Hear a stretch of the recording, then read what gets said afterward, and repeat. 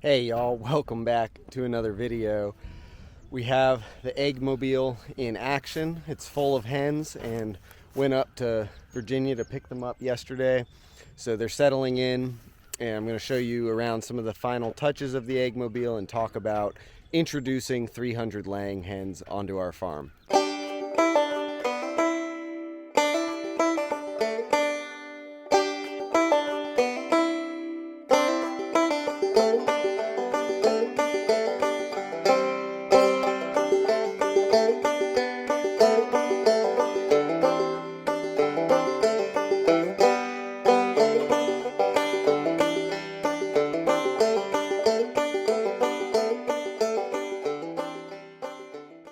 Please make sure to like the video, leave a comment, and subscribe to the channel if you haven't already.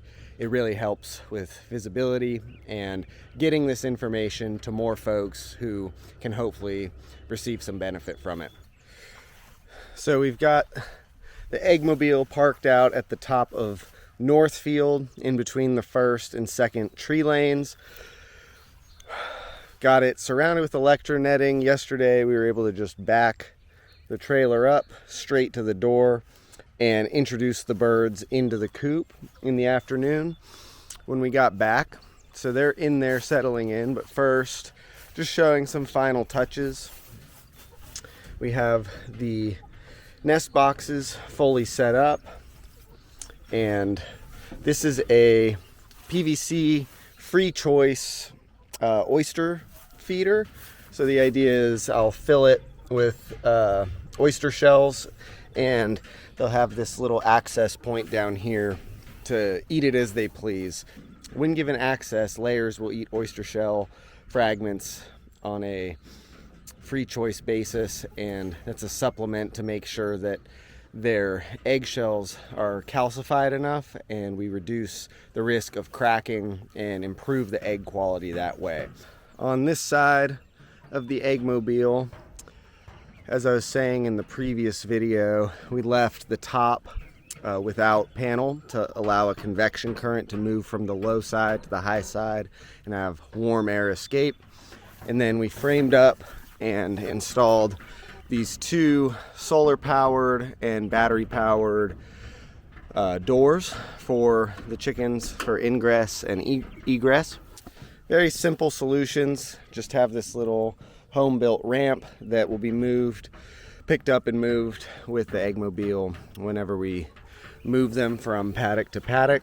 And these chicken guards are really simple. They're very easy to program, and I think well worth the investment. You can set them to be fully manual, coming out here yourself and opening or closing. You can set it to be on a timer. You can set it to be on a light sensor, so it's opening based on light exposure at dawn and closing at dusk. And there's even the option to have a combination of the light sensor with a backup timer. So if for some reason the little light sensor here doesn't trip and open or close when you want, you can have a fallback set at a specific time to make sure that they're in and out of the coop at the right time of day that you need. So when bringing layers into a pasture system like this, where they're going to have access to a lot of ground, it's really important to give them around 3 days of time just fully confined in the coop.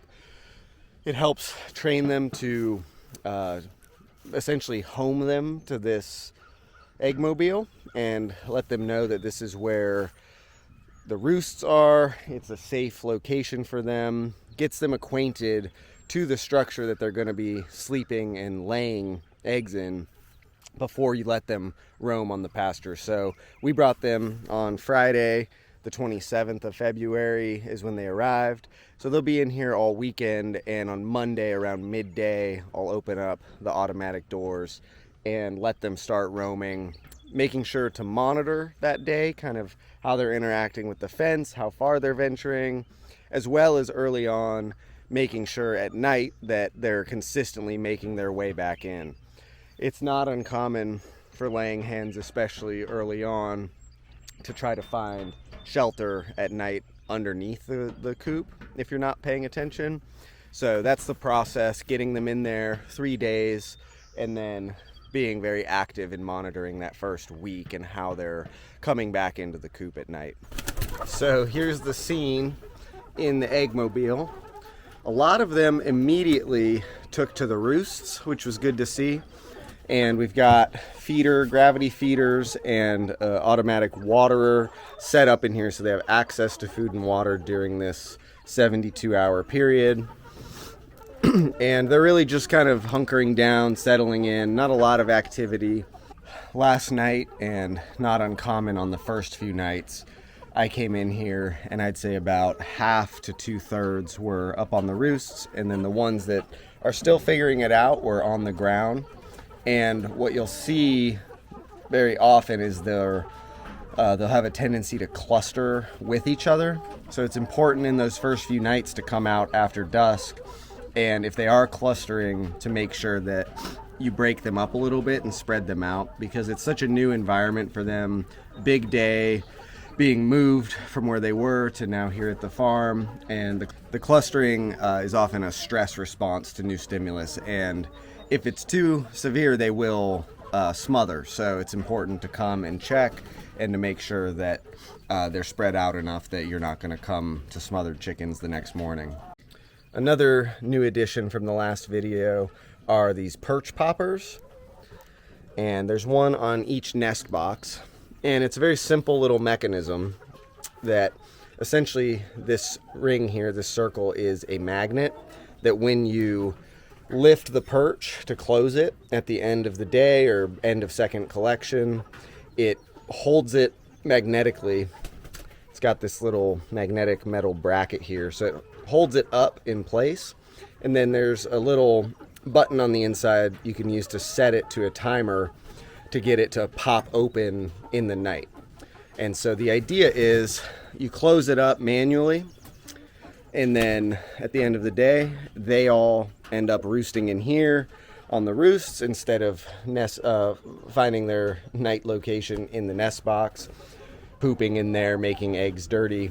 So you close it manually, and then you set it to a timer where it pops open in the night so that it's fully ready for them to enter and start laying eggs first thing in the morning. It was really important for us when designing this to factor in the right amount of automation so that we aren't on the line for being down here every single day during the summer, really early in the morning. We get up early in the summer, but we value that quality of life and not having to be down here working on the pasture at 5:30, sometimes 5 a.m. in the peak near solstice. So having the automatic perch poppers that open up, they're able to lay eggs without us manually doing that. And then the doors I pointed out are also going to be opening right at dawn break so that they can have access to the pasture, not be cooped up, getting stressed out in those wee hours of the morning. So it's a big day, big weekend, big upcoming week on the farm. Brand new enterprise at Wild East that we're very excited about. We've been asked about eggs ever since our first day in business, whether we have eggs, we're planning on eggs. So it feels really good to be bringing organic pasture-raised eggs of the highest quality to customers who have been hoping we'd do so for 3 years now. The layers are settling in. Like I said, very fresh, new time on the farm. We got 2 new livestock guardian dogs that are in training, getting ready for the season to be in full swing. Turkeys are arriving middle of this coming week and starting to do some of the very first field plantings in the garden. So going to be documenting this transition into spring, the progress with the eggs, talking about collection and packaging and our decisions and systems and thought processes there, and excited to show you guys along the way entering year 4 at the farm. Thanks for watching another video, and we'll see you next time.